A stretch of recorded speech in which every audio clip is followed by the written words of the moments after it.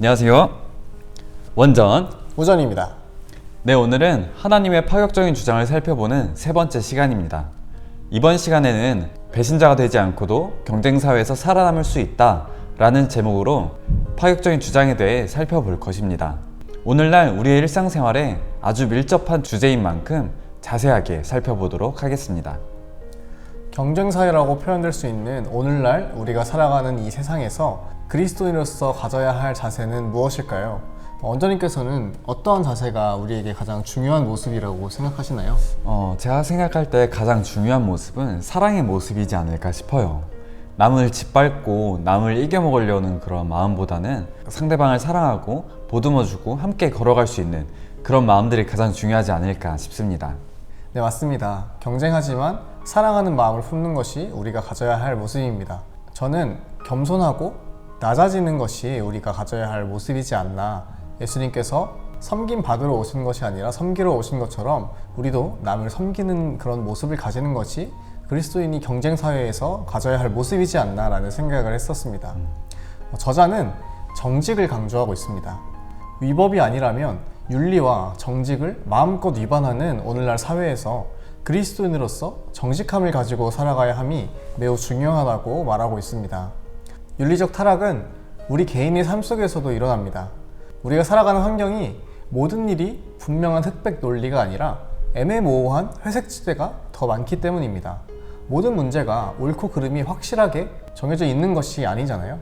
우리는 어떤 직업, 어떤 위치에 있든지 그것들과는 상관없이 불가피하게 윤리적인 문제에 직면하게 되고 돈을 벌기 위해 정직을 희생하라는 유혹을 받게 될 것입니다. 하나님께서는 유혹을 뿌리치고 경쟁사회에서 살아남을 수 있다는 파격적인 주장을 하고 계십니다. 물론 쉬운 해결책은 아닐지라도 도덕보다는 돈을 숭배하고 원칙보다는 이익을 쫓고, 물론 쉬운 해결책은 아닐지라도 도덕보다는 돈을 숭배하고 원칙보다는 이익을 쫓고 공의보다는 결과만을 따지는 것처럼 보이는 경쟁사회에서조차 우리가 미덕을 지켜야 하는 강력한 이유가 있음을 오늘 이 시간 알 수 있을 것입니다. 그렇다면 정직이란 무엇일까요? 원장님께서는 네. 정직이라고 했을 때 어떤 것이라고 생각하시나요? 정직하다라는 것은 어떻게 보면 좀 거짓말하지 않고 올바르게 살아가는 그런 모습이지 않을까 생각이 듭니다. 네, 맞습니다. 저자는 그리스도인에게 정직은 믿음과 행위가 일치하는 것이다 라고 이야기합니다. 그것은 우리의 모든 것을 다 바쳐 하나님을 사랑하고 직업뿐만 아니라 전 인생을 믿음으로 살아야 한다는 것을 뜻합니다. 하지만 우리의 인생은 불확실한 상황들로 가득 차 있습니다.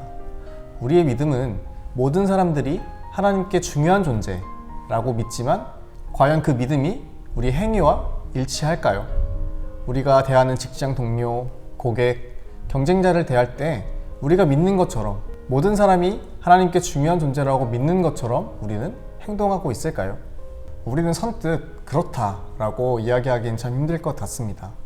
그렇다면 우리는 경쟁사회에서 정직함만을 가지고 정말로 살아남을 수 있을까요? 원장님께서는 정직을 택하면서 정말로 살아남을 수 있을 것이라고 생각하시나요? 근데 이게 너무나도 어려운 문제인 것 같습니다. 사실 어떻게 보면 살짝 눈 감아주는 것이 사회의 관습이기도 하고 당연히 그래야 되는 것처럼, 그렇지 않으면 배신자의 그 낙인이 찍혀서 왕따당하고 무시당하고 자신은 엄청나게 경제적인 손해를 보게 되잖아요. 그렇기 때문에 이 문제가 너무나도 어려운 것 같습니다. 사실 자신의 그 경제적 이익만 걸려있는 문제라면 어느 정도 감수할 수 있겠지만 그 모든 사람들이 같이 피해를 입기 때문에 더욱 어려운 문제가 아닐까 생각이 들어서 현실적으로 생각을 해봤을 때 너무나도 어려운 문제일 것 같습니다. 네, 맞습니다. 저자도 이 부분을 정확하게 짚어주고 있는데, 우리가 정직을 택했을 때, 정직하게 행동하고 옳은 일을 하기로 선택했을 때 반드시 비용을 지불해야 한다는 것을 인정하고 받아들여야 한다고 말하고 있습니다. 그것은 재정적인 손해일 수도 있고 동료들로부터 소외받는 것일 수도 있습니다. 사실 경제적 손해보다 이 동료들로부터 소외된다는 것이 더욱 어려운 문제이지 않나 라고 저는 생각했는데, 직장이라는 것이 공동체 생활이고 혼자 일하는 것이 아니라 함께 일하는 그런 자리인데, 그 동료들로부터 소외받는다면 정말 외롭게 그 직장 생활을 이어나가야 하는 부분이잖아요. 그렇기 때문에 우리가 정직을 선택함에 있어서 만약에 소외받는다라는 그런 손해를 감수하면서까지 정직을 선택할 수 있을지 참 어려운 문제인 것 같습니다. 저자는 정직하게 행동하면 불리한 면이 있다는 것이 사실이지만 분명 믿음에 따라 행동할 때 보상을 받을 수 있다는 것 또한 사실임을 이야기합니다. 저자는 5가지 영역에서 유익을 소개하고 있는데 어떤 유익이 있을까요? 5가지 유익에 대해서 설명을 하고 있는데 첫 번째 유익은 개인의 유익입니다. 정직하게 살아가는 이들은 변명을 준비하거나 자기 합리화를 꾸밀 필요가 없습니다. 두 번째는 가정의 유익입니다.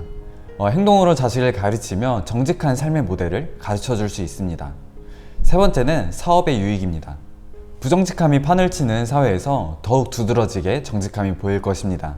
그리고 긍정적인 입지를 굳히게 될 것입니다. 네 번째는 사회의 유익입니다. 경건한 개인의 영향이 사회 전반적으로도 유익이 될 것입니다. 마지막으로는 영적 유익이 있습니다. 윤리적인 삶을 사는 행위는 실제적으로 우리를 하나님께 더 가까이 다가가게 해줄 것입니다. 저는 이 마지막 영적 유익에 대해서 좀 다시 한번 생각을 해보게 되었어요. 우리가 만약 정직하게 살아가고자 한다면 그것은 절대로 하나님의 도움 없이는 할 수 있는 것이 아닙니다. 그렇기 때문에 우리가 정직하게 살아가기 위해서 그 정직함을 위해 싸우기 위해서는 계속해서 하나님께 나아가야 할 것이고 그것이 곧 하나님께 더욱더 가까이 갈 수 있는 유익이 될 것입니다. 그리고 또한 부정직하게 살아간다면 그 마음에 있는 죄책감과 불편함 때문에 하나님께 나아가지 못할 것입니다. 그렇기 때문에 이 영적 유익 하나만 놓고 보더라도 우리가 정직하게 살아가야 할 분명한 이유가 될 것입니다. 네, 이렇게 손해와 이익에 대해서 살펴보았습니다. 방금 살펴본 5가지 이익은 눈앞에 보이는 어떤 단기적 손실보다 훨씬 더 큰 이익입니다. 우리가 정직을 택했을 때 마주하게 되는 손해들은 단기적 손실일 뿐 더 큰 이익이 있음을 살펴봄으로써 우리 하나의 궁금증은 해결했습니다. 그렇다면 다음으로 우리는 윤리적 타락에 맞서서 어떻게 우리의 삶을 살아갈 수 있을까요? 저자는 사업 세계를 윤리적으로 다루는데 특별히 뛰어난 그리스도인들을 살펴봄으로써 공통된 특징을 찾아냈습니다. 바로 기도는 그들의 삶에 특별히 중요한 부분이고 성경은 가장 소중한 자원이었다는 것입니다. 다윗 왕도 주의 말씀은 내 발의 등이요 내 길의 빛이니이다 라고 말했었죠. 우리는 자신의 직감이라는 희미한 불빛에 의지해서 복잡한 윤리적 문제를 해결해 보려고 하다가 실패하고 맙니다. 그래서 성경적 지혜와 원리 그리고 명령에 비추어 그 상황을 조명해 본다면 훨씬 더 뛰어난 선택을 우리는 할 수 있을 것입니다. 또한 직장 가운데서 믿음을 조화시키려고 진지하게 노력하는 그리스도인들은 양심과 사업 사이에 지속적인 긴장 관계를 해소하기 위해 같은 직장 내에 있는 지혜롭고 마음이 맞는 사람들과 자주 토론도 하고 책임을 나누고 서로 중보기도 하면서 전문적이고도 경건한 조언을 주고받았다고 합니다. 철이 철을 날카롭게 한다는 말처럼 서로 윤리적으로 모관한 부분들을 보다 정교하게 다듬을 수 있을 것입니다. 우리 분당침례교회 공동체도 이러한 공동체가 된다면 너무나도 좋을 것 같아요. 먼저 원장님과 그런 관계가 되도록 서로 마음을 더 열고 많은 이야기를 나누면서 나아가야 하지 않을까 싶습니다. 저는 언제든지 마음이 열려 있습니다. 저도 언제든지 마음이 열려 있는데 이제 먼저 누가 먼저 다가가느냐 문제이지 맞습니다. 않을까. 제가 먼저 다가가 보도록 하겠습니다. 마지막으로 살펴볼 부분은 믿음과 우리의 삶에서 부딪히는 일 사이에는 결코 명확하게 해결되지 않는 어떤 긴장 관계가 있다는 것을 우리가 인정해야 한다는 것입니다. 저자는 예술회관의 예를 들고 있는데 예술회관 담당자가 에이즈 환자를 돕기 위해 공연을 기획했습니다. 그리고 전단지 인쇄를 위해서 인쇄업자를 고용했습니다. 인쇄업자는 공연에 게이 합창이 포함되어 있다는 것을 알게 되었습니다. 이때 그리스도인인 인쇄업자는 어떤 믿음의 선택을 할 수 있을까요? 우리가 예술회관 인쇄업자의 입장에 놓여 있다면 과연 어떤 선택을 할 수 있을까요? 동성애에 반대한다는 자신의 믿음에 따라 인쇄를 거부한다면 예술회관 측에서 다른 업자를 고용하기에 이미 너무 늦은 시기이기 때문에 광고 부족으로 그 공연은 많은 손해를 입게 되고 그 에이즈 환자가 있는 병원에는 어떤 수익도 받지 못할 것입니다. 또한 자신도 경제적인 손실이 생길 것입니다. 동성애를 반대하는 자신의 믿음을 지키는 것, 병원에 있는 환자에게 긍휼을 베풀어야 한다는 그리스도인의 마음, 또 인쇄하겠다는 약속의 문제. 이와 같이 우리는 서로 상충하는 합법적 가치들 사이에 긴장 관계가 있음을 알 수 있습니다. 충돌하는 가치에 대해 철저히 생각해보고 기도한다면 보다 뛰어난 결정을 내릴 가능성이 많을 것입니다. 여러분이 인쇄업자의 입장에 놓여 있다면 여러분은 어떤 선택을 하실 건가요? 오늘날 우리가 살아가는 이 경쟁 사회에서 그리스도인의 정직함을 가지고 살아갈 때 단기적인 손실이 분명히 있을 것입니다. 하지만 그 손실은 장기적으로 보았을 때 지극히 작은 한 부분일 뿐입니다. 정직함은 우리와 하나님과의 관계를 더욱 깊게 만들어주고 우리의 힘과 능력이 되신 하나님을 의지하고 신뢰하는 삶의 모습을 통해 하나님과의 완전한 연합을 이루게 될 것입니다. 우리 분당침례교회 성도님들 모두가 어떠한 선택의 순간에서라도 정직을 선택하기로 마음먹고 기도와 말씀으로 하나님께 나아갈 길을 구하길 바랍니다. 또한 서로의 고민을 나누고 중보하며 철이 철을 날카롭게 하는 모두가 함께 성장하는 공동체가 될 길 소망합니다.